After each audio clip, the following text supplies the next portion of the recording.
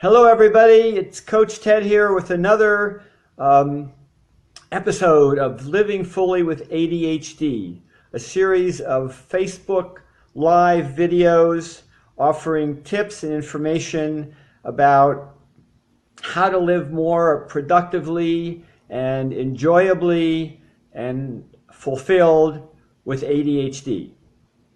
So, today I'm going to talk about what I call the number one killer of productivity. I'm actually working on a talk I'm giving tomorrow night, which is called How to Get More Done by Working Smarter, Not Harder. And this is one of the sections. So I asked you a question. What do you call it when you get a phone call? You're working at your desk, working on something, writing something, or you're really focused and concentrating, and you get a phone call, or if you're in an office, somebody comes over and asks you a question, or your kid comes in and asks you a question. You have mail, ding goes off, or you get up and get a cup of coffee. What do you call that? Well, you probably said interruptions. Yes, exactly, interruptions. Interruptions are a major killer of productivity. If you're really focused on a task, concentrated on a task, and you're interrupted for as little as 3 seconds, it can take you up to 15 minutes to get back to that same level of concentration. So that's a lot, right? But then I have to ask you, when you're interrupted, do you usually go right back to what you were doing? And in fact, I don't have statistics, but from what I've heard from people when I speak and ask this question, most people don't. There's Facebook, there's Twitter, there's email, there's the coffee room. Again, research shows that it takes, on average, 25 minutes for people to return to the task they were working on before they interrupted. And now remember, it takes another 15 minutes to get back to that same level of productivity. Hey, Sylvia, good to see that you're here. Hope everything's well. So interruptions have a major impact on what we get done. Research has shown that a lot of workers, they're called knowledge workers, spend about 2 or 2.5 hours a day dealing with interruptions. That's a lot. That's a third of their time. So the actual drop in productivity measured is about 40% from interruptions. And there are all kinds of statistics about that.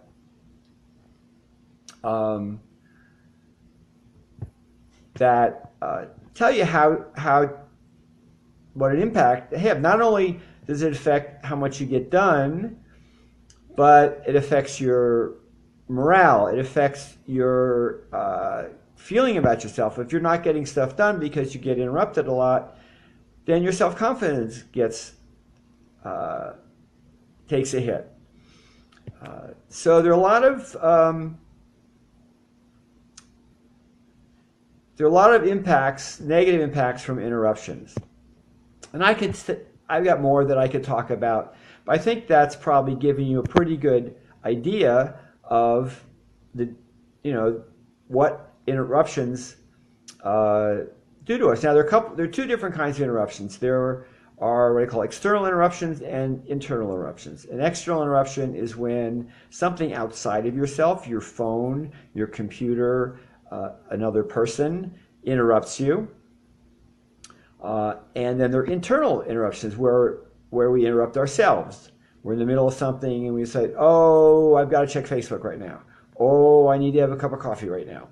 And we stop what we were doing, go do something else, and we've interrupted ourselves. So we have that same impact, whether somebody else interrupts us or whether we interrupt ourselves. So what can you do about about that? Well, if you work in an office, when you want to focus and concentrate, you can close your door and put a note on it, please do not disturb. You absolutely want to turn your phone off, or phone, cell phone, desk phone. Turn off your you have mail indicator and leave it off forever. Schedule when you're going to do email, not keep checking it every 5 minutes. So those are external interruptions. And then I said internal, where we interrupt ourselves. What can you do for internal interruptions? Well, there's something to help focus and stay focused. There's a time management technique called time boxing. And time boxing is where you set an interval of time. It's suggested like 25 minutes. And you commit to yourself, you're going to work on one project and one project only for that 25 minutes. You're not going to get up. You're not going to do anything else that will interrupt your flow of concentration. Thanks, Sylvia. Sylvia wonders if she's interrupting me, but absolutely not. Well, maybe a little bit. Anyway, it's fun. So time boxing is a great way of helping yourself focus. At the end of 25 minutes, you take a 5-minute break, get up, walk around, get something to drink, and then you do another 25 minutes. Could be on the same task, could be on a different task. You decide that. But again, you stay focused on that for that 25 minutes. Now, you could also decide during that 25 minutes you're going to check email and check Facebook, and that's fine if you schedule it into your time, into your calendar. There is an app called Pomodoro. There's a technique called Pomodoro technique, and the reason it's called that, it uses a timer, a kitchen timer. It looks like a tomato, and it's very similar to this time boxing. You pick a time interval, you set a timer, and so the app can help you with that. So you can check that out.